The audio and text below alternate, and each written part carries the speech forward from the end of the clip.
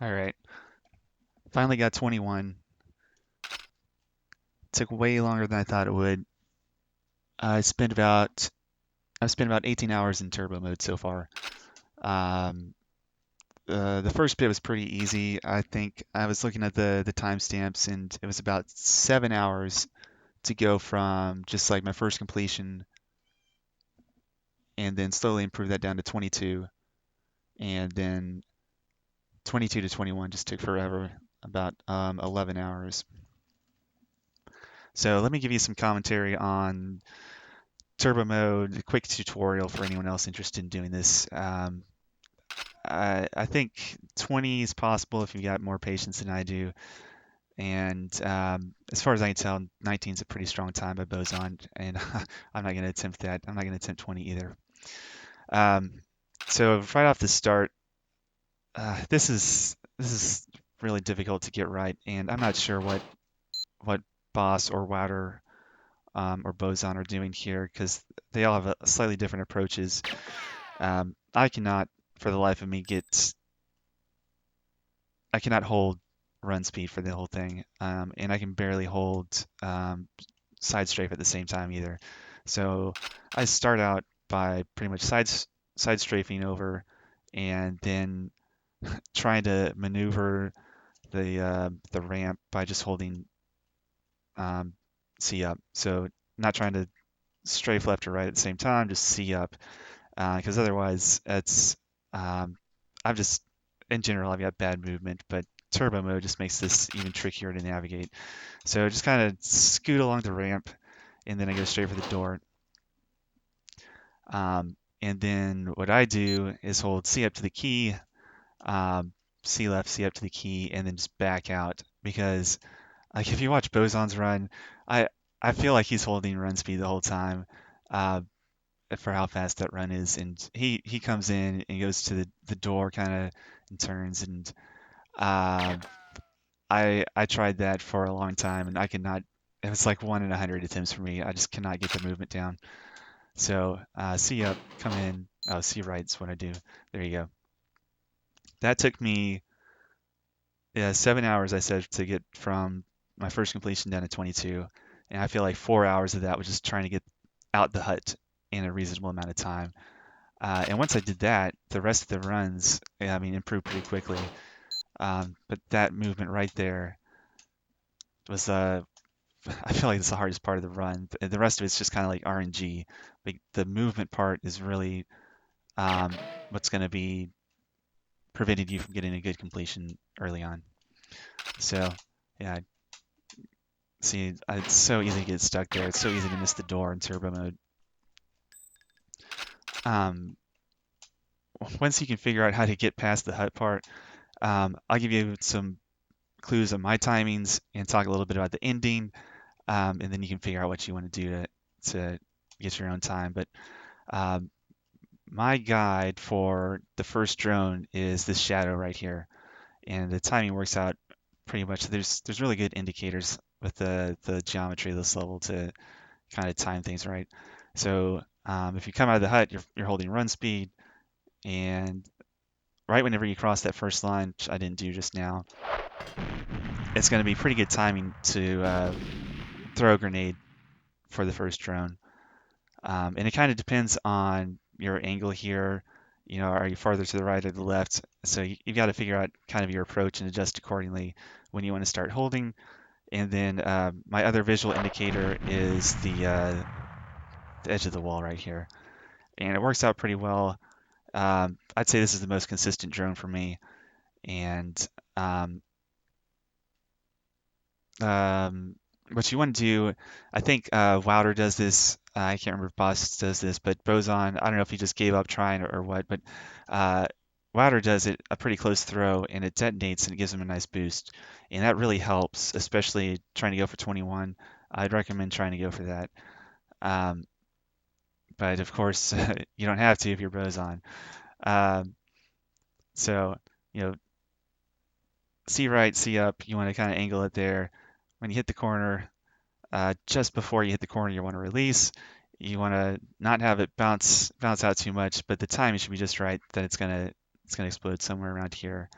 and it's not a big deal if it gets the guard or not. I would say, what's my counter, right? 2,700, 2,070 attempts so far, and there was only maybe 5 or 6 times that I had to reset from getting shot before this point, or a little bit after this from this guard or one of the earlier guards. Like these guards are not the problem for this run, so you don't need to worry about this guy right here. Um, the next indicator that I use full run speed is this other shadow right here at the end, this diagonal line. Start holding and aim for this drone here. It's a little bit, so it depends on your timing and how you want to approach this. If you're going for 23, 22, then take it a little bit easier. I've got a more direct approach, just kind of chill out and throw it here. But once you start trying to cut time, it gets a little bit more precarious and your aim's a little bit more wobbly here. So the timing is really sensitive for 21 here. If you do go for the boost, you're going to be messed up as far as this alignment here. So you got to like keep that in mind and adjust. If you don't get the boost, then if you're kind of on the inside, you start holding on that line and come down here, and I release at this mark, which is now covered in smoke, but that'll come, and it's really the grenade physics are pretty bad, so you don't want it to hit the wall because it just goes flying off. So really, you're doing this all based on timing. Start holding, come down here, line up with this dark smudge, and I found if I'm facing perpendicular to the wall, full C right, C up, run speed, release somewhere right in this dark smudge, and it will generally complete. I don't know, 1 in 3, 1 in 4. So those are pretty good odds. In general, I'd say I feel like the RNG here is like comparable to streets. Just things are outside of your control. Some things are within your control, and just do the best you can. But so um, even when you do your best, right? So I lined up, released to the right spot, and just inches away, just didn't complete. So that's the second drone. Of course, there's, like I said, there's a slightly easier approach if you just kind of come down here and do a C up, let go of C right, and just do straight C up. It's a little bit easier to align, a little bit slower, but a little bit more consistent. So if you're just starting out, that might be more recommended. And then, of course, you'll have to look at Boson's run. There's less consistent approaches. That was a little bit lucky right there. I'm not usually that good. So the thing is that after you get past the first drone, you've got to tie the last 3 grenades together really quickly. Like you just you're holding Z the whole time. You release and you hold Z again as soon as you can because time is so short at the end of this level. So you come in, release, come over here and throw for the last drone. And it's going to depend on your timing here. So let me switch over and show you the 2 different approaches. I call this Boson strat and Wilder strat. And I don't know, Boss may have been first, but this is just the videos that I was watching. So there we go, Boson strat. You throw it up, it comes down, and it's not bouncing around. It's all on timing. It comes up and it detonates right at the right time. Wilder strat is where he comes in and you throw it at full turbo run speed and it gets stuck on the bottom. It's pretty neat, I think. You can't do this in regular run speed, but turbo mode, there's something with grenade physics. It comes in, bounces, and it gets stuck. And the area is pretty precise. You have to do it on the left. If you try it on the right, it just bounces out and it doesn't work. You can't go too far left because there's a a slant off to the left, and so that's going to mess up the angle. So it's just, I don't know, halfway over there on the bottom left. Call that water strat. Um, Boson strat. Timing's a little bit particular. I don't know. This is like 1 in 4, 1 in 5, maybe worse, depending on how much you practice. But you've got full run speed. You're coming in, and you just need to line it up right on the edge there. Um, and so there's a lot of, I don't know, shades and patterns on the mount. I like to find this dark splotch right here because I'm kind of looking up, so there's not a lot to look at the bottom. Dark splotch right there, and then right above that at the top, there's a little light patch. So kind of nice vertical line right there. And so that's my visual indicator, dark spot, light spot at the top. And if you come in full run speed, I don't have full run speed right now, but just see up run speed, and it kind of works out for you. Boson's a little bit more YOLO. I don't know what his lineup is, but I mean, he obviously got 19 with that, so there's some different things you can do there if you've got the patience to work it out. So first drone, second drone, you come in, throw, release, come over here, throw, release, pick up Z, and then figure out your lineup for the battery. It gets tricky. Wouter, I don't know, he's got a nice little lineup here. It comes in straight, throws it, and then exits. I'm not that good. So there's some little patterns up here, and if you just find the right distance, come in, like the star, or aim over here, and you throw, and it will line right on top of the battery. The problem is that's usually pretty slow. So like these drones are like 1 in 5 for each drone, 1 in 6 maybe, maybe worse for how long it took me. And then you come over here for the lineup, and you throw, and well, you're about 20 seconds on the clock, 21 seconds on the clock, so you don't have a lot of time to get your crosshair right. So you've got to throw it, hope for the fast detonation, and then you've got to exit the stage and hope it clears out while you're fading out. So I finally got tired. Finally, I don't know.